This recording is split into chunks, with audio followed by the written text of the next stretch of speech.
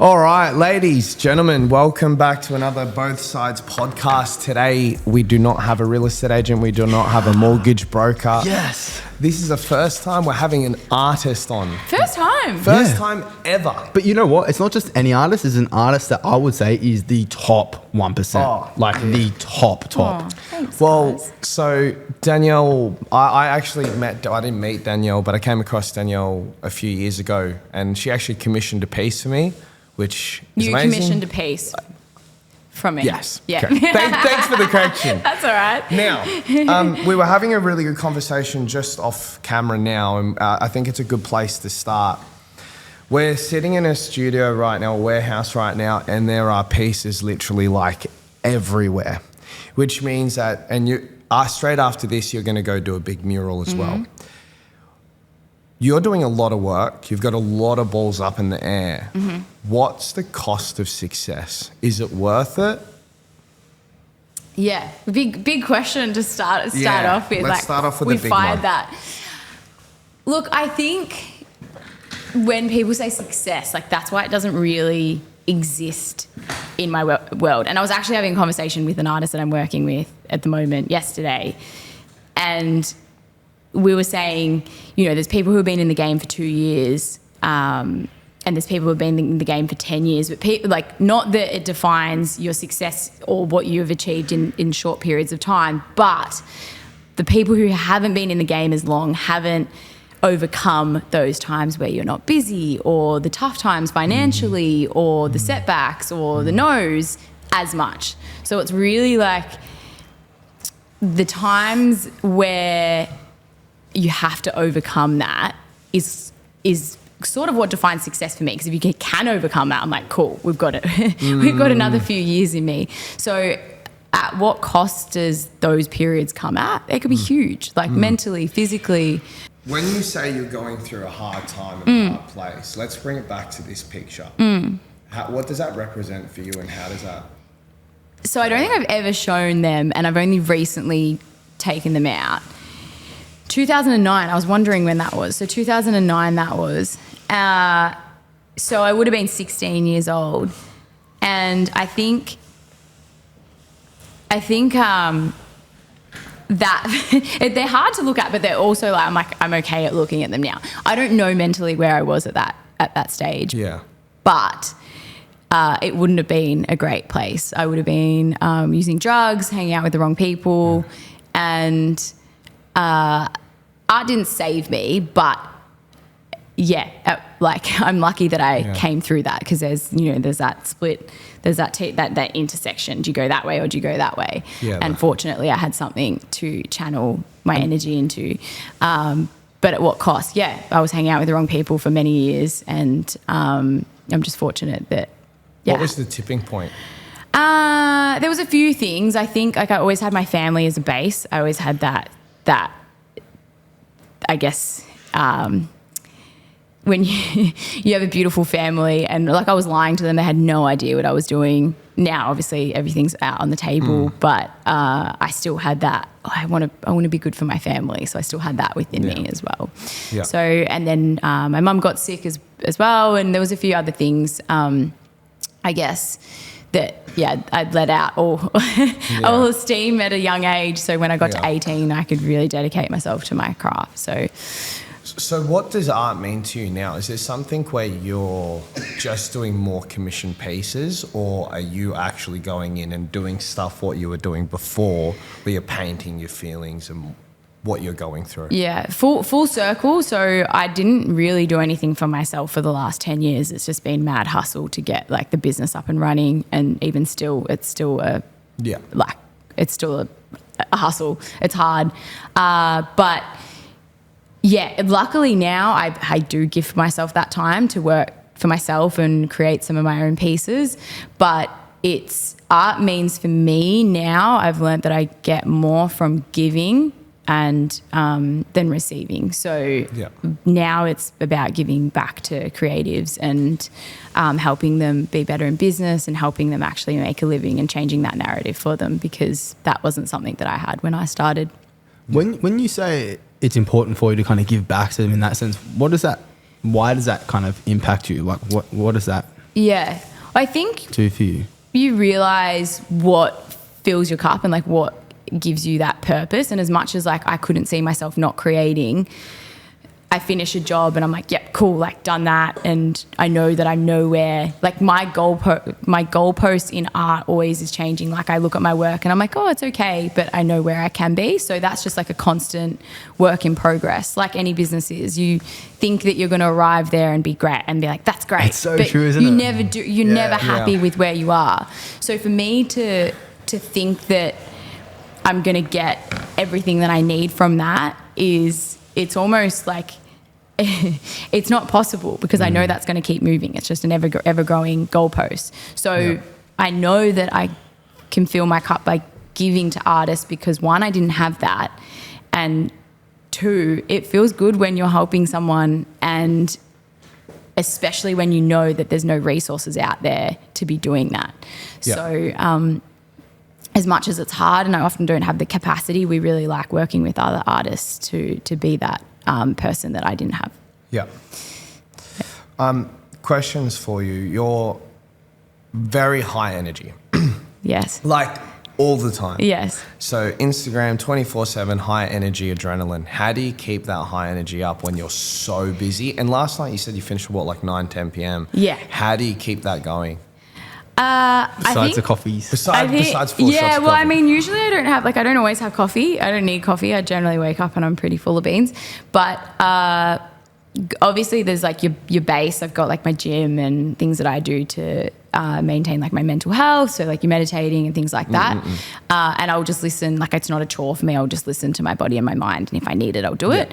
But I guess high energy, I have my days when I don't have anything, and I will just I'm very much if I have social events and I know they're scheduled in, I have the capacity for it, but if something pops up, I struggle with that. So I'm very like I'm omnivore. I'm not, everyone thinks I'm extroverted, but I definitely need, and as a creative, I need my time on my own in my studio when no one's here and it's quiet and like just no one talk to me. And I also protect my energy a lot. Like I don't answer my phone if I'm on murals, like you have to protect your energy. What's a day like as an artist? Like, what is a day like as an artist? If I'm on a It's not 9 to 5. No, what is it's not 9 to 5. Like, look, it depends on the project and what your other like variables you're managing and what other things, I guess, are up in the air. As you said, like what other balls are up in the air.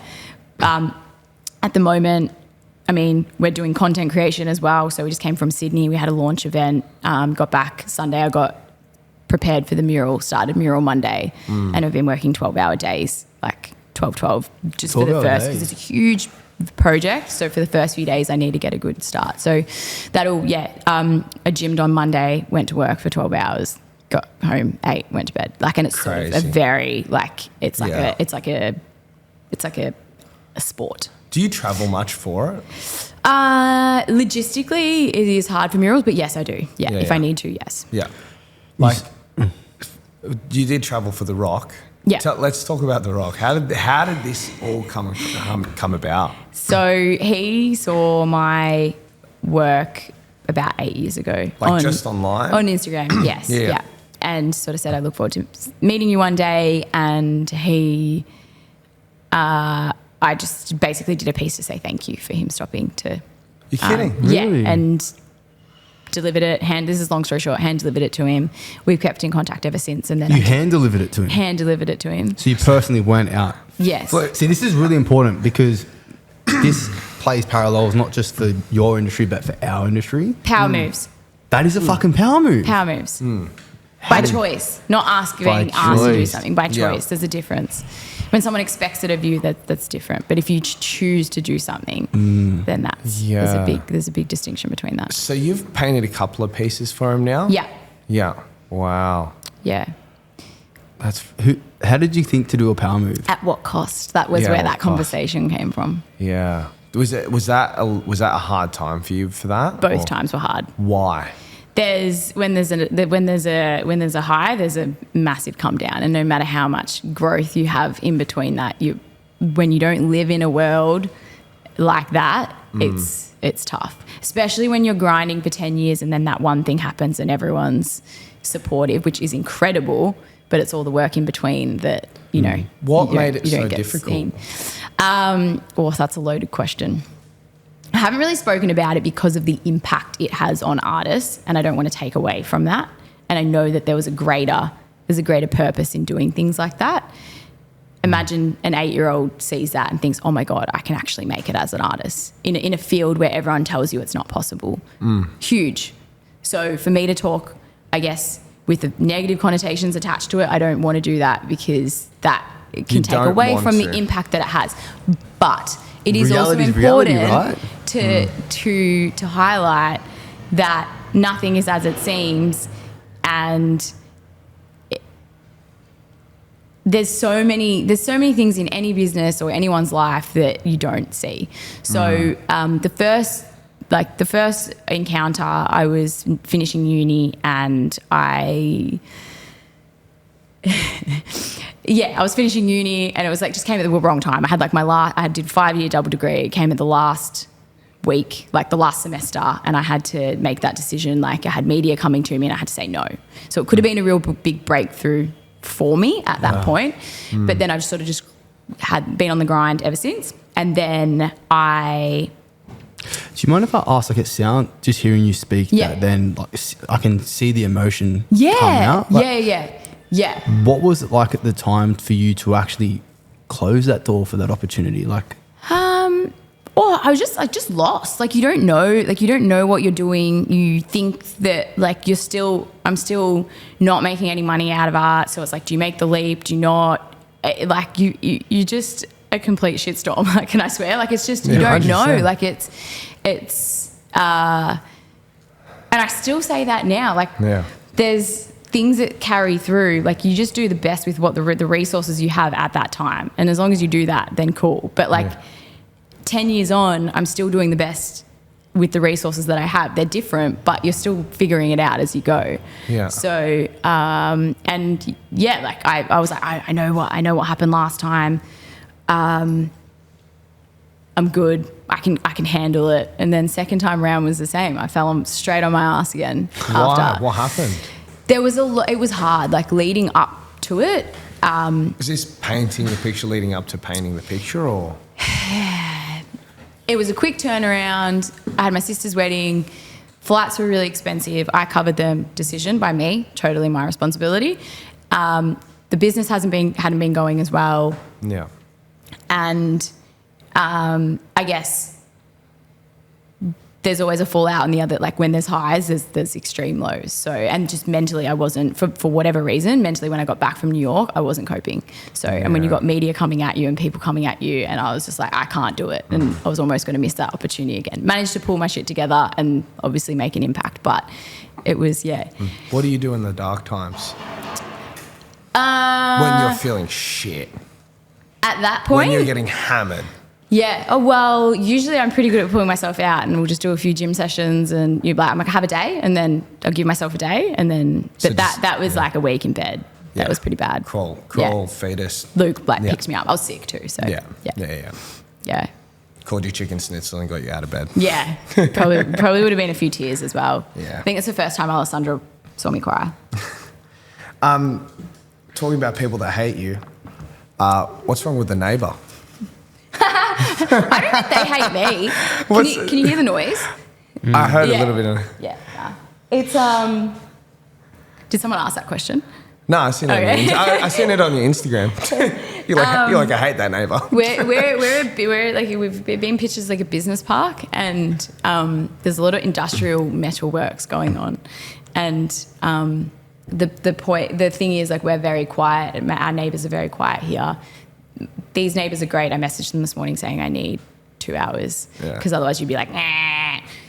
But they don't like to communicate in a reasonable fashion. Yes. So I'm not like, I can have conversations with anyone, and when you can't converse with people because they're angry, it's really hard. Yeah. Was that a diplomatic way to?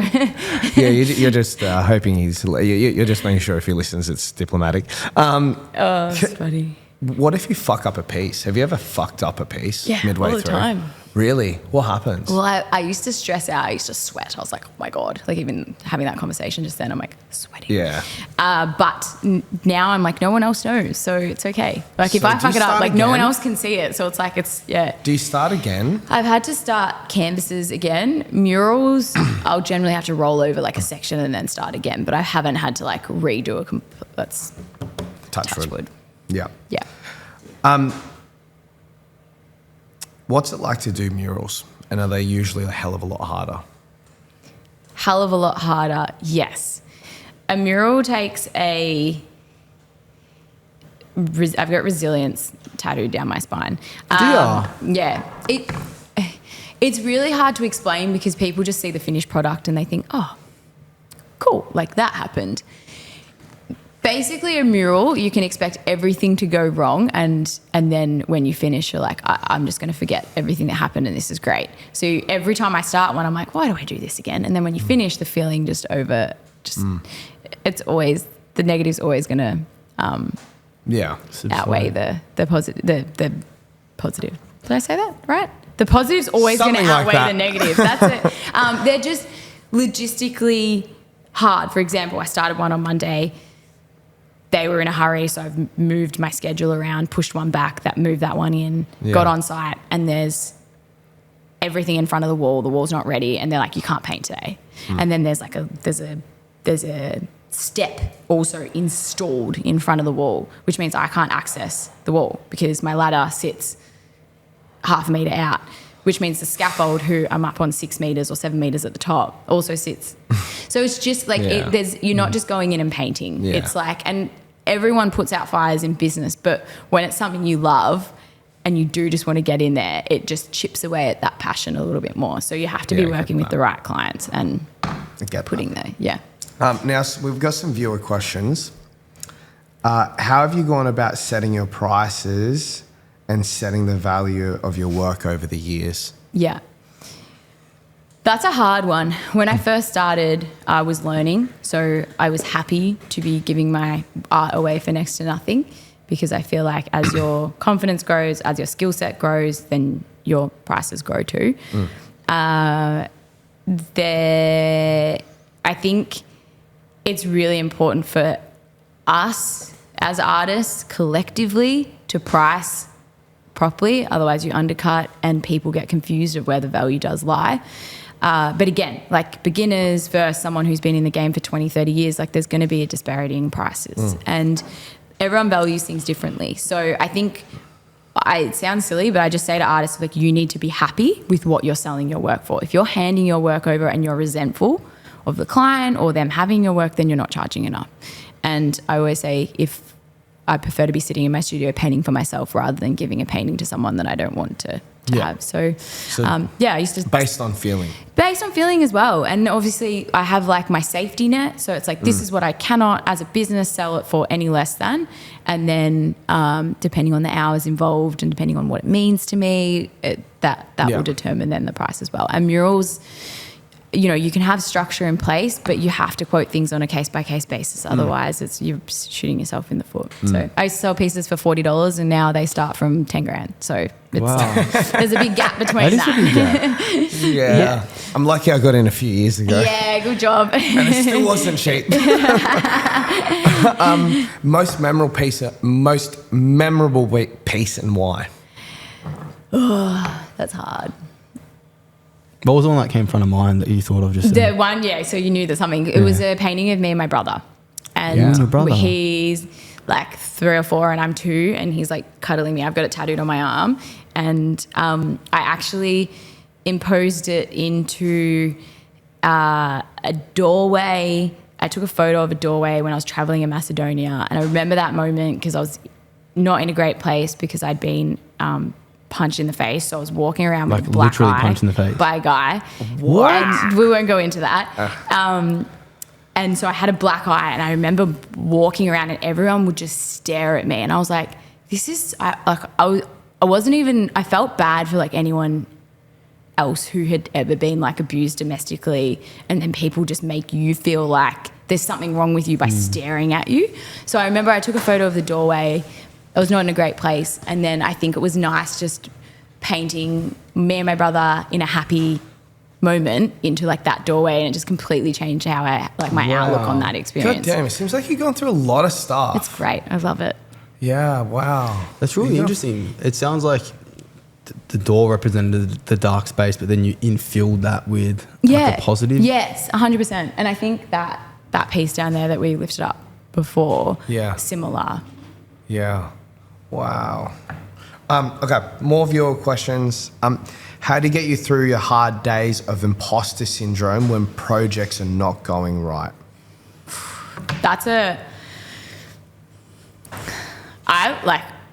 I have to laugh sometimes because otherwise you'll cry. So I try and approach everything with humour. And if then if you've surpassed that threshold, you just start laughing at it. So I try and approach things with humour, and then if we're beyond that, it's okay, what can I control right now and what can I not control? Let's focus on what I have control over and try and push aside those things that are literally out of my control. Imposter syndrome, I've spoken on this before, it will always be there. For me, maybe unless like you've got some unknown confidence, someone's put that in your pocket from somewhere and I don't know where you've got that from, but let me know. But I feel like if you are constantly humbled by the work that you do and you're working with different people and you're trying new things and you're growing, you're always going to have an imposter syndrome. And I use it, like I lean into it. Yeah, I think it's lean into it. Like, okay, I'm like, cool, I've never heard anyone say that. Feeling like that, it's great. This is what I need to work on. This is where growth happens, and I just like embrace it now. It's kind of like a good omen that it's happening. Yeah, like I was when I started this mural this week. I'm like, I don't really know what I'm doing, but we're going to figure it out as we go. Yeah, it's great. Cool. Do you imagine a client? He's like, well, I don't know what I'm doing, but I'm going to figure it out as I go. I don't say that. They're probably going to listen to this, but it's like, I mean, if they asked me, I'd be honest. Yeah, yeah, definitely. Like based on that, something I'm pretty curious about, just relating it back to my industry, is what's the process like for you prospecting for business, and then when you have that appointment, how are you pitching for that work? Do you change per person? Do you have some process you follow? That's a great question. So because I am only one person and it is such a personal, like getting a mural or getting a piece of art, it is such a personal experience. Everyone's different. Everyone wants something different. Everyone wants different storytelling elements, things communicated, etc. So now, like, my process is, I probably lose a bit of work out of it, but I will get a deposit before I have a one-on-one meeting with anyone. So basically, people coming to me, they want me to do the job. I'll give them some rough figures, and then I will lock in a deposit before I go out to site and have an in-person meeting. It just means that I'm not wasting time with people who aren't serious, and then I can give the time who are serious and are paying like great money and value my work the time that they deserve. So I don't actively go out and ask people and chase work. It's people who come to me, and then I'll have that conversation You're with them. You're an attraction business at the moment. I think it just needs, it's more authentic. It's more natural. Like I can't copy paste. So for me, I don't have capacity to do that anyway. And I think the people who come to me, I'm like, yep, cool. Like, we want to work together. Like, you've seen value in that. And it just means that you're attracting like the right clients. And people that want to work with you, right? Yeah. It makes it a more enjoyable experience. So Dee, let's say, for example, I give you a deposit. Yeah. And you want to learn a bit about my story to then translate that into a story of art. Yeah. How do you go about identifying a story and then telling a story? Because I'd love to learn for how I can apply that to my own business or other avenues. What are your tips for people that, when it comes to understanding a story and then telling a story? Yeah. So I think, so you're saying, like, if you came to me and you're like, I want a mural. Yeah, let's say you want to understand my story. Yeah. How do you go about doing that? And then how do you go about sharing a story? Yeah, beautiful. So, I mean, if someone comes to me and they say, oh, this is roughly what I want, and I don't feel like I can communicate that, I'll refer, or I'll just say, no, that's not for me. So I'll have a general conversation first just to make sure that, like, I can connect with it or there's some sort of alignment there. Then, once we got that deposit locked in, I'll have a meeting with you. And if you have a vision and you know what you want, I'll just tap into that and ask some questions around like your favourite colours, do you want it timeless, and what you want, and sort of go, that's a bit more surface.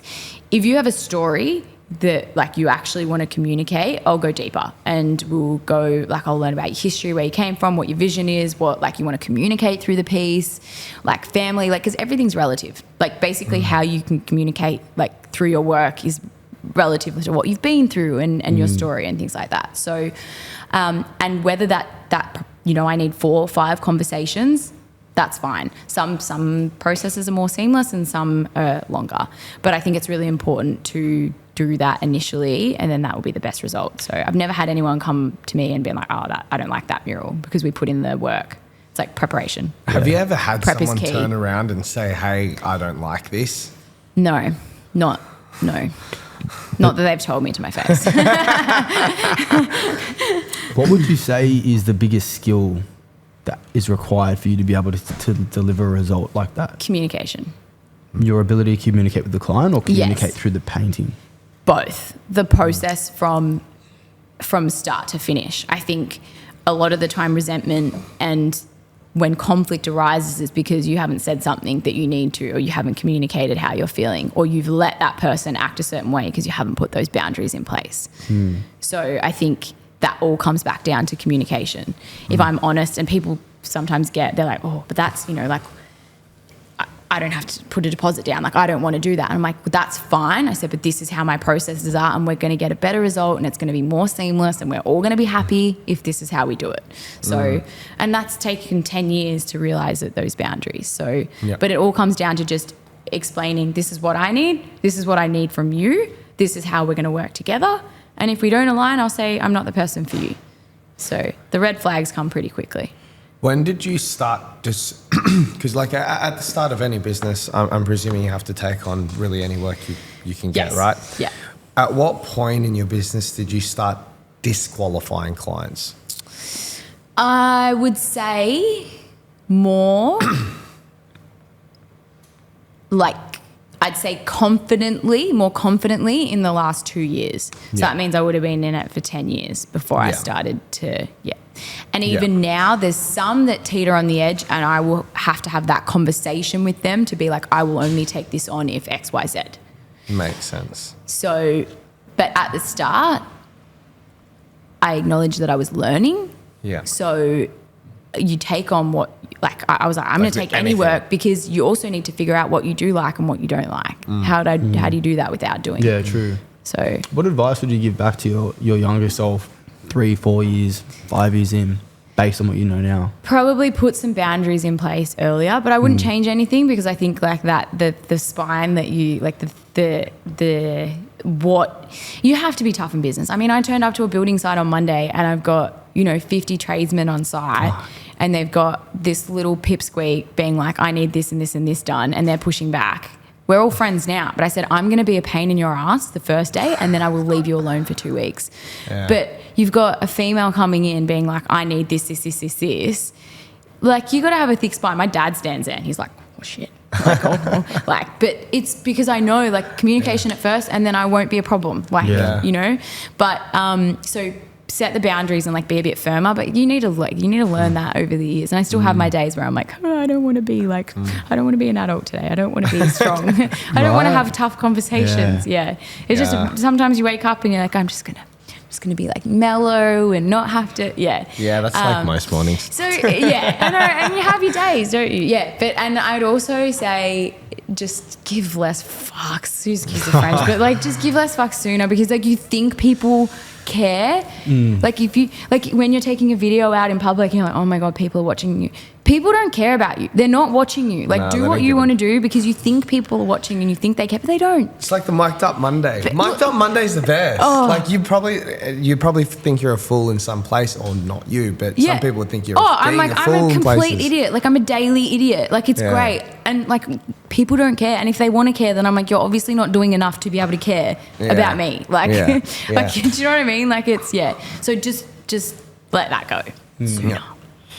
So when did you when did you start getting the social media aspect of, because look, okay, your art's awesome. Let's be real, the art's fucking awesome. But you've got character to yourself, which also helps the social media. When did you learn that trick? I'm laughing because I literally said this yesterday. I'll shout out to Amanda because we have the best chats. She's been in the art game for, 10 years longer than me. Yeah. And she's a gun. And she's like, I don't like social media. And I'm like, that's so fine. I'm like, well, and I was giggling. She's like, what? I'm like, well, I kind of realized that like my art's good, and don't take offense to this. I'm like, but it's not, it's good and people enjoy it and I can connect to a lot of people, but it's not brilliant. I'm not a genius. So I kind of realized that I needed to add some personality and a bit of substance to it to be able to make it fun, and at least other people can connect to me, which therefore then hopefully they can connect to my art. For sure. So I'm not putting myself down, but I'm just being realistic in a sense that there's artists where I'm like, whoa, I'm not there. Maybe I will be one day, but I'm not there yet. So I was like, there needs to be a brand around this, and that's and the brand's what I've learned. The brand is what actually I've learned, that it's just maybe I can be an idiot, and that complements my art nicely. I don't think it's idiot. No, I think it's have fun. It's fun. It's fun. That's what it is. Honestly, I'm working on the values, but the main values of just I've got some values written out, and I'm like, it's have fun first, everything else next. We're just gonna, I love we're that. gonna roll with that. I love that. Yeah. So Dave, if I was to flip the switch to get an artist perspective on real estate, what would you say from your side of the fence? How would you be building a brand in our industry? So it's interesting because I know a few real estate agents that do it really well, and a lot of people aren't comfortable with being on camera. But say, for example, you go to I know that if I was looking to buy a house and I've got someone being like, hey, I'm going to show you this epic house, instantly I'm going to watch it because I've got someone who's literally on video taking me through the house versus just a house. It's cool, it's another house. It just adds that little bit of character, and it's important because it's storytelling. It doesn't matter if you're real estate, you're in steel work, you're doing whatever, you are building something and you are selling something, you are connecting with an audience, no matter what that is. It is storytelling. Yeah. You need to communicate a message. So if you were in any different industry, you'd do the same sort of content type of stuff? If you want a point of difference and it's going to be your strength, then yes. Yeah. People have different strengths. So it just depends on what you want to channel your energy into. Yeah. Yeah. Who are your target audience? My demographic is very much male. Male? And Yes. did that 'Cause it's choose a you, lot- or did you choose If you it? look at the Instagram, it's 65, 70% male. Wow. Well, you know what it is? It's you do a lot of sports stuff. Yes. Lots of sports. Yes. Which I grew up loving sport. And Where did that come from? I was just really athletic. It was either sport or art. Okay. So, yeah, I played tennis and I did I played touch rugby, it's everything. Yeah. Got a competitive streak. So, which is cool because I think that I can channel that into, I treat murals as a sport. Very corporate athlete, real It estate. is. Yeah. Where did that come from?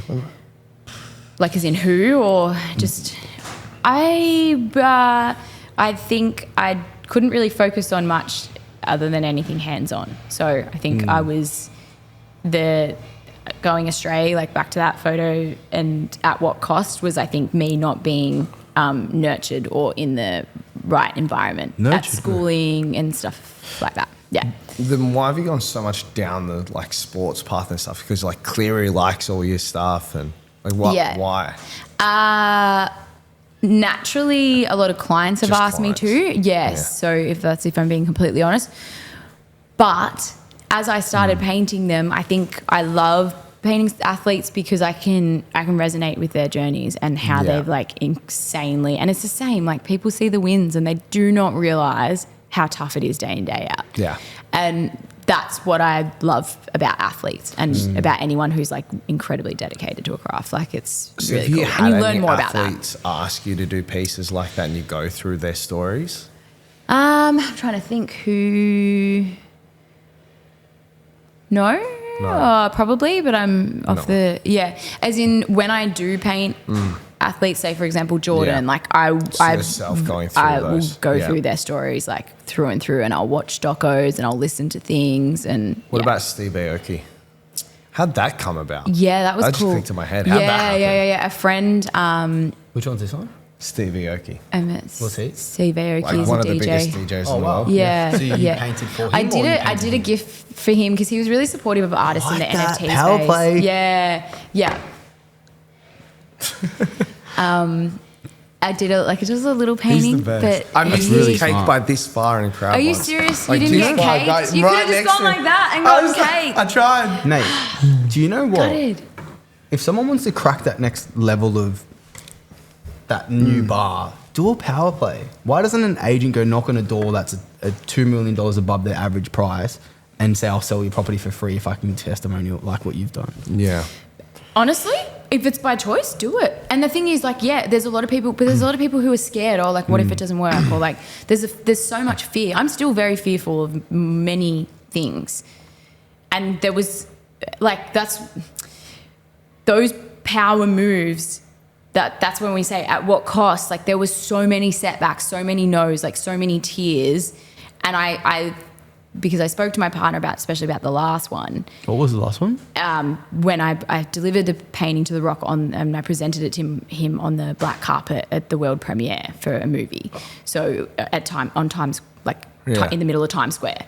So it was. That would have been exciting though. It was so exciting. No, like, but it was. What I'm saying is, I laugh and I embrace all the situations or all the things that I had to get through to get there. And I'm like, there's a lot of people who wouldn't push through the 300 no's and setbacks to get to that moment. But if you can, then it is so worth it.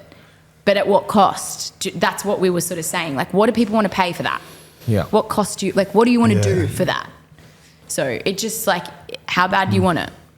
But yes, 100% do it. Like, that is a power move. Like, and that's just like, do you want to stand out? Do you want, like, and that's fine. Like, if you want to cruise along, if you want to be, there, that's your choice. But like, if you do want to be there, like, you've got to do those things. What's the hardest thing you've had to go through in business, and how's it affected you personally? That's a big question. Hardest thing, I'd say putting energy and time into people who you believe in, and then it not eventuating, or people promising the world and like not delivering on that. Give me an example. The hardest, the biggest, The hardest. really affected you. That's a Don't overthink it. What was the first thing that came to mind? If you had to say something, what would it be? Just the first thing. I don't want to like throw that there's like certain people involved here, but I think just when people say, for example, someone comes to you and says, I'm going to do this and I'm going to do that, and I see you here and I know you're not doing this, and we're going to change that and we're going to change the world together, etc. So they're saying they're going to deliver. Yeah. And you put all your time and energy and belief into doing that. Yeah. And then it perhaps is a little bit harder than they anticipated, and poof, they're gone. I get you. That I struggle with because I would never do that to anyone. I only really struggled with things and then it affects me personally, because then you have the self-reflection and you're like, is it me? And then you go through all those processes, because I would never go to someone and like turn their world upside down and then not deliver, or have a conversation about not delivering. If I mess up, I'll be like, I've stuffed up. My bad. Oopsies, I'm so sorry. But when there's no accountability there for actions, I really struggle with that. That's disappointing. And that affects me personally, because it's like, I wouldn't do that to someone. Yeah. Yeah. What would you have done differently over the past 10 years? Do you think you would have done anything differently? No. Kind of nailed it. Definitely haven't nailed it. Really? Really? Why do you think that? That's imposter syndrome. That's imposter syndrome and it's coming great. out. Do you know what? But I wouldn't change a thing, because it's taken me 12, 13, 14 years to get here for a reason. Because if I hadn't have learned all of these things on the way, I can't. You wouldn't have I grown. can't relay that to other people. I can't say this is do this differently. You just arrive there. It's not. So Yeah. still not nailing it. Definitely haven't nailed it. But it's cool. I wouldn't do. We love you, neighbours. Love our neighbours. I wouldn't do. I have no regrets. Yeah. Like I literally have no regrets. I wouldn't change anything in my life. Like it's nothing. Love But it. if you had to say one thing, what would it be that you'd change? If I had to, If you had to. Like, fuck, I just wish that didn't happen.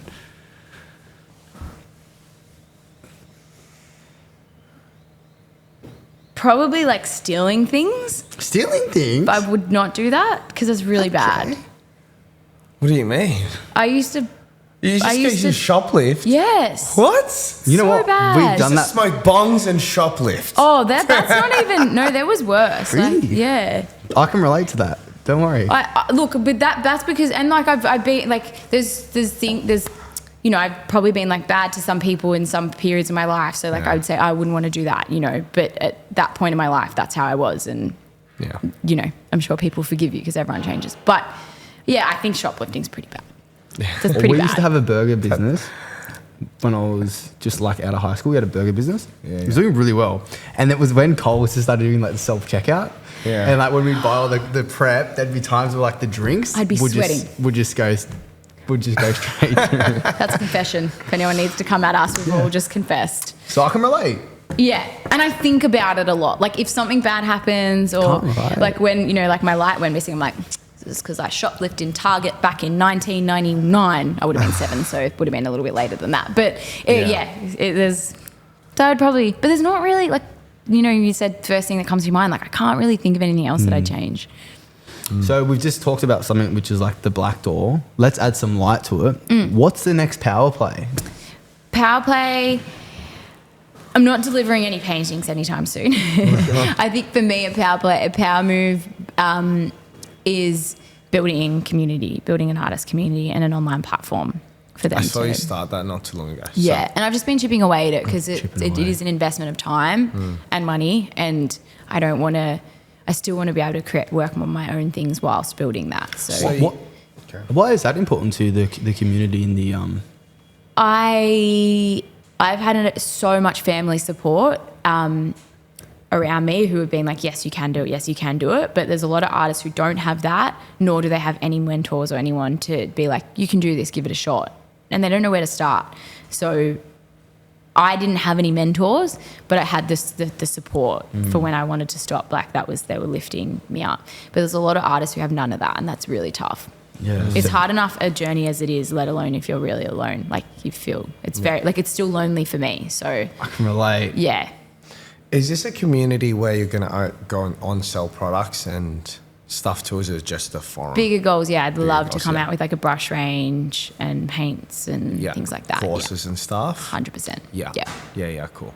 Yeah. So the way, usually with business, you know, you get to a point where you want to take yourself out of the business and have people doing it for you. Now, being an artist is a little bit different. You can't really just take yourself away and get someone else to do this painting for you, right? So what is the next steps for you in that respect? Do you just paint forever? Do you move into more of a business aspect and take yourself away from it? What happens? So definitely that is a goal, like a longer, hopefully as short as possible, but probably a longer term goal is building something that I can not step away from because I feel like I'm like relentlessly That's your passionate passion. about it. Yeah. It's my passion. So that side of things would be the platform and product base and building on that and not under my name. It would be a separate brand. But I think the community needs to start like with my brand and with like my community, and then we'll branch off from there.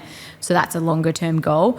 With me and my art, I think supply and demand. As the demand goes up or as my capacity decreases, the price will go up and I'll just do less and less and have more time. But I'll just play that by ear. Yeah. I mean, I'm 32 this year, so I don't know. In 10 years' time, maybe my body will be like, no more murals. But I might have I might have it in me to keep going. We'll see. It is very taxing. I've had issues with my hand lately, so I'm taking note, and I have been told like by specialists, like you need to realize how taxing this is on your body, and that you only Wait, that's all day. Yeah, my hands. That's like all day. Yeah. Or like he's like you're in like that one spot for 10 hours a day. Like that is like you've got to realize like that's like you and big brushes or like you.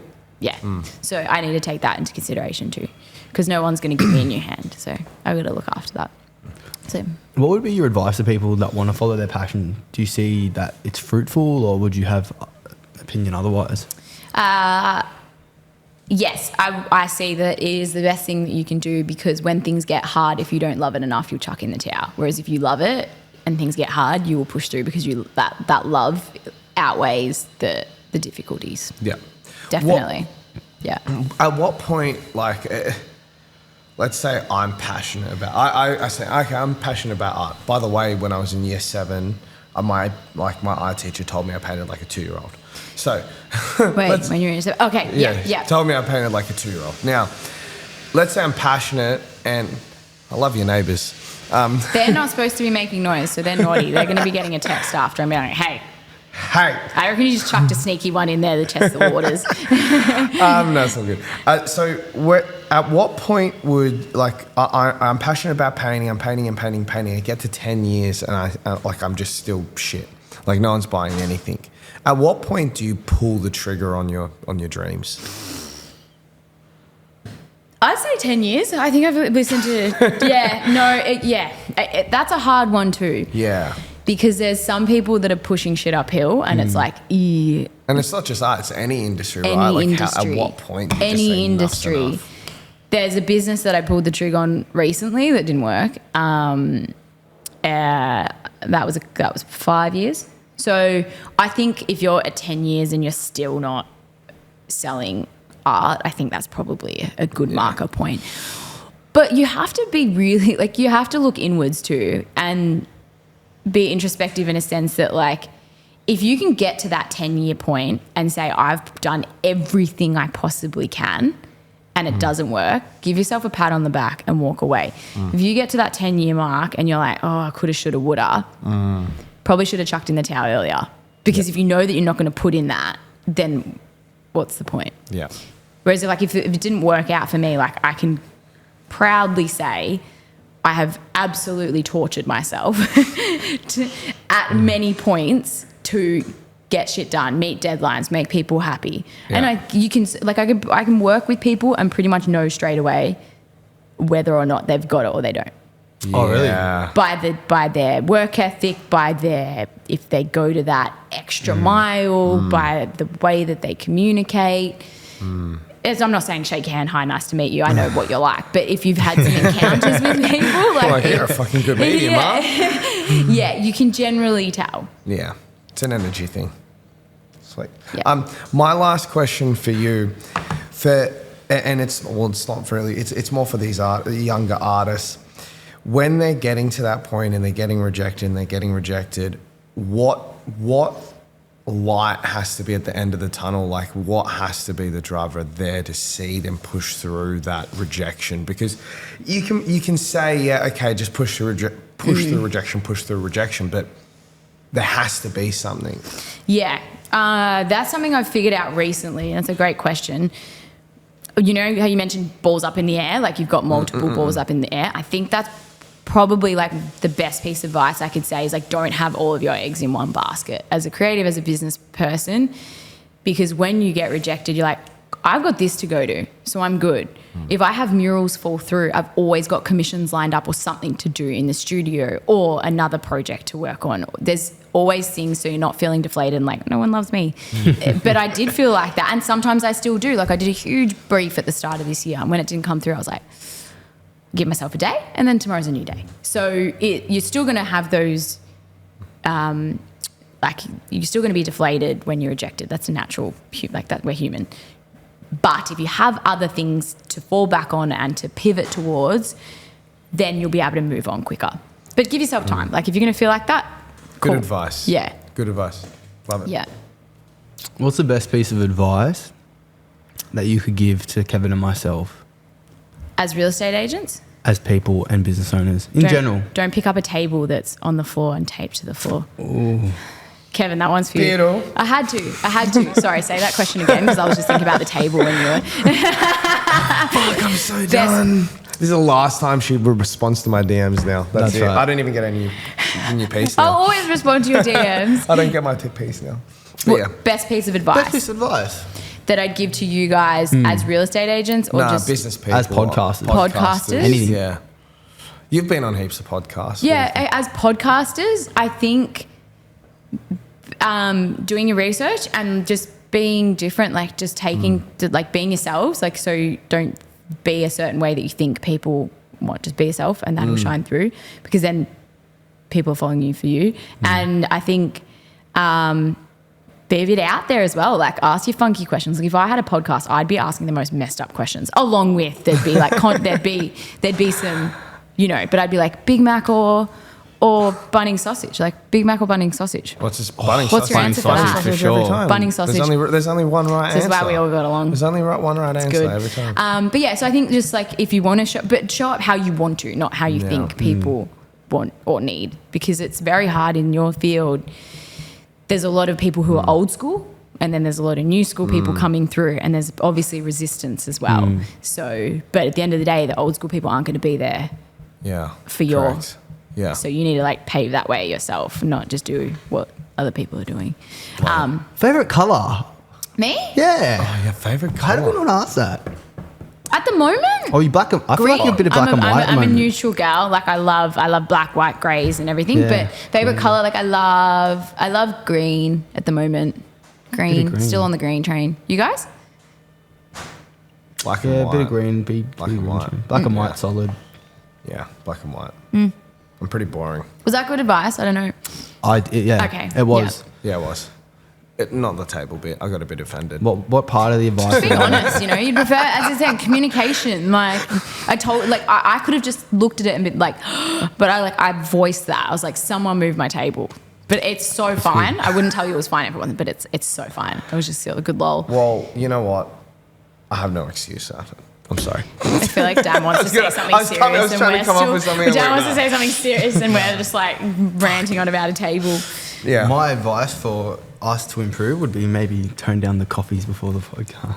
No more coffees. You're sure. about to like fall off that chair. Yeah, I know. Sorry, that was my bad. That's your fault. But Yeah. thank you so much for having us. I really appreciate you No, inviting us and- to your creative space because it gives me some Thank you for coming down from creativity and how I Sydney. can- We're in Melbourne. Like that's It's dedication. cool, right? I really appreciate it. And we locked it in a while ago. And thank you for your support because like you've been an OG Thanks. follower and supporter. And I like probably haven't been able to tell you, but I really appreciate it because problem. it's honestly like people who have been around and then like stay around and you still have that communication is really cool.